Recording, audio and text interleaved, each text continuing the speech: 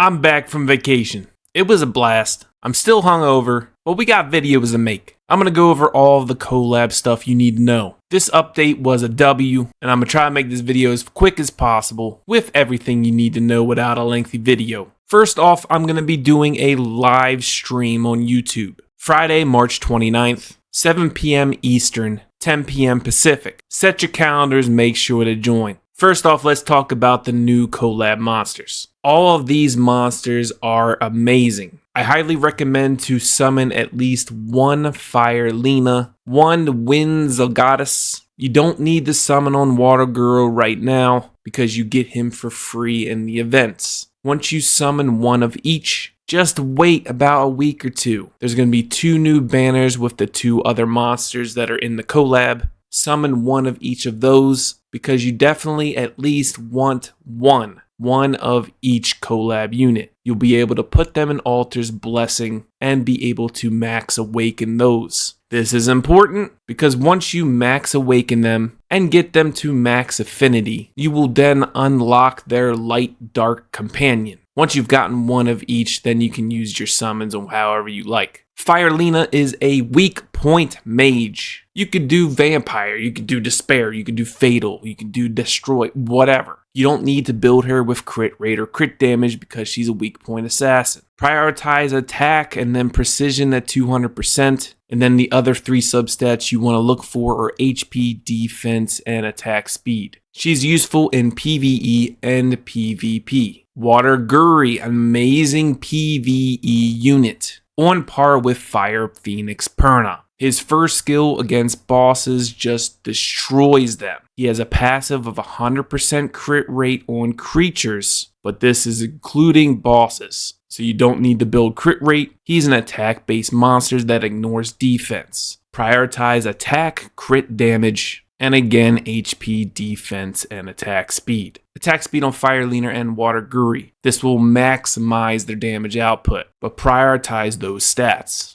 Wizel Goddess. He specializes in PvP. Defensive-based unit. Controls the battlefield with pulls, airborne, and can stack his own defense very high. Can use him in some PvE depending on the situation if you need a frontline tank or whatever. We'll talk about other collab units when the time comes.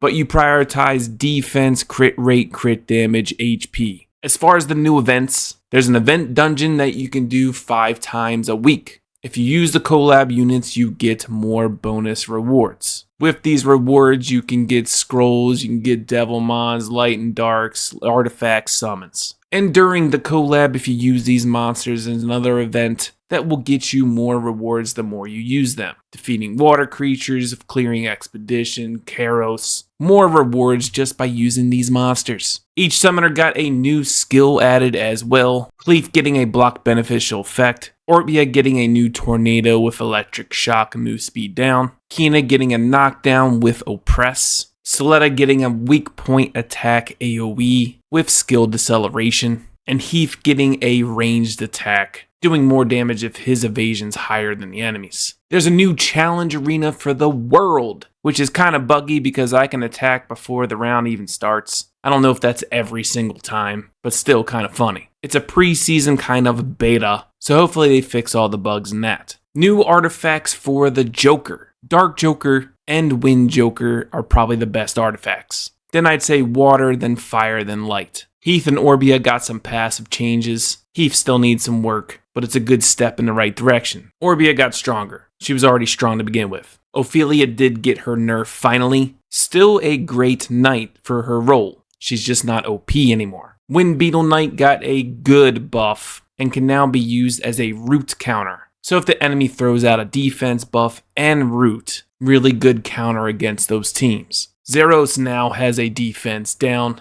making him a little stronger. Water Vampire has a defense down as well, and also Unrecoverable was added. Water Ifrit got a change. He was top meta when the game came out. Hasn't been used since really, but he now has a chance to Frostbite on his basic attack. His first skill will freeze a target if it has Frostbite, and his passive if he's attacked by a knight or warrior. He will apply a defense down, and also apply block harmful effect removal. Now for you Dark and Light owners, Dark Phoenix got a buff in the passive. now has a self-revive in Arena. Dark Ninetail, who was a great PvE DPS for those longer raid fights, got a damage buff in her basic attack and her second skill. Nyx's base stats got increased to be more for weak point attackers, and all unicorns got somewhat of a change. This collab update is a definite W. We can forget about the past collab that we will not mention for how bad that was. This is 55,000 times better. Hopefully you guys can join me on my live broadcast on March 29th and let me know how you feel about this collab. The more you know.